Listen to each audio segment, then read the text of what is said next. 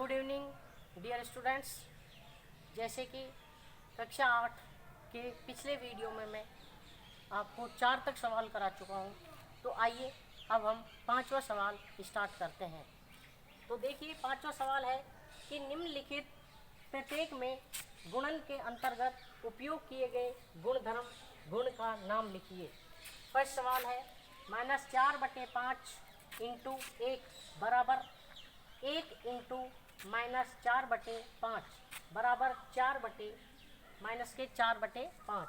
अब इसमें कौन से गुणधर्म का उपयोग हुआ है ये हमें बताना है। तो बच्चों देखिए इसमें क्या हो रहा है कि -4/5 को 1 से इंटू कर रखा है, फिर बराबर में 1 को फिर वही -4/5 से इंटू कर रखा है, तो बराबर हमारे आंसर आए -4/5। तो देखिए इसमें उपयोग हुआ है गुणात्मक तत्समक का। अब गुणात्मक तत्समक क्या होता है कि बच्चों किसी भी संख्या को 1 से गुणा जब हम करते हैं तो आंसर हमेशा वही आता है। जैसे 2 इंटू 1 बराबर 2 और 1 इंटू 2 बराबर भी 2 ही, आंसर वही आते हैं। तो हम कह सकते हैं कि 1 को किसी भी संख्या से इंटू करने पर आंसर हमेशा वही संख्या आती है, तो इसे हम बोलते हैं गुणात्मक तत्समक नियम। अब हम चलते हैं नेक्स्ट सवाल पर। -13/17 इंटू ब्रैकेट -2/7 बराबर -2/7 इंटू ब्रैकेट -13/17। इसमें कौन से नियम का उपयोग हुआ है? तो देखिए बच्चों कि इसमें -13/17 इंटू -2/7 है। यहाँ पर क्या हुआ है कि इसने इस क्रम चेंज कर दिया। क्या कर दिया है? क्रम चेंज, यानी इस -2/7 को पहले लिख लिया और इंटू में -13/17 को बाद में लिख लिया। तो ये होता है क्रम विनिमय नियम। अब क्रम विनिमय नियम होता है कि इंटू में गुणा में संख्याओं का क्रम चेंज करने पर आंसर पर कोई फर्क नहीं पड़ता है। थर्ड चलते हैं। थर्ड सवाल है -19/29 इंटू 29/-19 बराबर 1 आंसर। अब बच्चों इसमें -19/29 को इसके व्युत्क्रम से गुणा किया गया है, तो आंसर कितना आया? 1। इसे हम बोलते हैं गुणन का प्रतिलोम नियम। तो ये 5वां सवाल कंप्लीट हुआ। अब चलते हैं हम छठे सवाल की तरफ।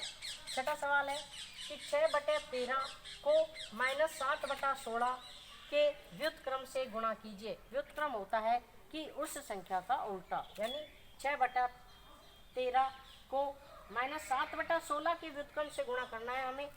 तो 6/13 तो हम एज इट इज लिख देंगे इंटू, अब इसका उल्टा कर देंगे यानी व्युत्क्रम कर देंगे इसका हम कि 16/-7। तो 6 को 16 से इंटू किया तो 16 से की 96/13 इंटू 7 किया तो 7 91 और प्लस इंटू माइनस किया तो माइनस। तो कितने आंसर आ गए? 96/-91 आंसर। अब 6 सवाल कंप्लीट। अब हम चलते हैं 7वें सवाल की तरफ। 7वां सवाल है कि बताइए कौन से गुणधर्म की सहायता से आप 1/3 इंटू ब्रैकेट 6 इंटू 4/3 ब्रैकेट बंद को 1/3 इंटू 6 ब्रैकेट बंद इंटू 4/3 के रूप में अभिकलन करते हैं। तो बच्चों इसे हम बोलते हैं गुणन का साहचर्य नियम। अब गुणन का साहचर्य नियम क्या होता है इसे मैं आपको एक उदाहरण की सहायता से समझाता हूँ। जैसे 2 इंटू ब्रैकेट 3 इंटू 5 बराबर 2 इंटू 3 ब्रैकेट बंद इंटू 5, यानी सबसे पहले हम ब्रैकेट सोल्व करेंगे। तो 2 इंटू 15 बराबर 2 इंटू 3 ब्रैकेट सोल्व किया पहले इंटू 5, 30 बराबर 30, यानी दोनों कंडीशंस में आंसर हमेशा क्या आते हैं? वो ही आते हैं, और इसे हम बोलते हैं गुणन का साहचर्य नियम। धन्यवाद। अगले सवाल मैं आपको नेक्स्ट वीडियो में कराऊंगा। धन्यवाद।